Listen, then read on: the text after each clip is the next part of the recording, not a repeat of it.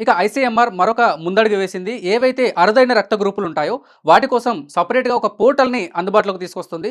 So, ఒకసారి దానికి సంబంధించిన ఇన్ఫర్మేషన్ చూద్దాం. ఐసీఎంఆర్ ముందడుగు ICMR Indian council for medical research మనకు అబ్రివేషను చెందినటువంటి జాతీయ ఇమ్యునోహిటాలజీ సంస్థ అరుదైన రక్త గ్రూపుల దాతలతో ఒక రిజిస్ట్రీని తొలిసారిగా ప్రారంభించడం జరిగింది.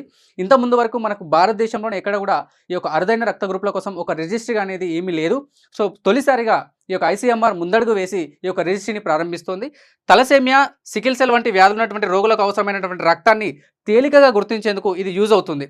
ఈ రిజిస్ట్రీతో రక్త నిల్వల నిర్వహణ సమర్థవంతంగా చేయడంతో పాటు దాని విధానాలు అనుసరించేందుకు చర్చలు కూడా జరుగుతున్నాయి. మరి విదేశాల్లో 27 దేశాలు ఈ యొక్క రిజిస్ట్రీని ఆల్రెడీ కలిగి ఉన్నాయి. వాళ్ళు ఈ యొక్క అరుదైన రక్త గ్రూపులకు సంబంధించి ఒక పోర్టల్‌ని వాళ్ళు ఫాలో అవుతున్నారు. బట్ మన దేశంలో మాత్రం ఇప్పటివరకు ఇదే మొదటి ప్రయత్నం. సో, ఇది సక్సెస్ అయితే గనక దేశంలోనే తొలిసారిగా ఐసీఎంఆర్ కీలకమైన ముందడుగు వేసి దాన్ని సక్సెస్ పొందినటువంటి మొదటి సంస్థగా ఒక చరిత్ర సృష్టించనుంది. సో, ఇది జరిగితే గనక ఇది ఏవైతే తలసేమియా రోగులు, సికిల్ సెల్ వంటి రోగులు ఉన్నారంటే వాళ్ళకి రెగ్యులర్‌గా ఖచ్చితంగా రక్తం అనేది వెంటనే ఎక్కించాల్సి ఉంటుంది.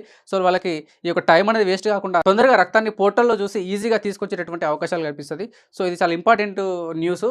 ఖచ్చితంగా గుర్తుంచుకోవాలి.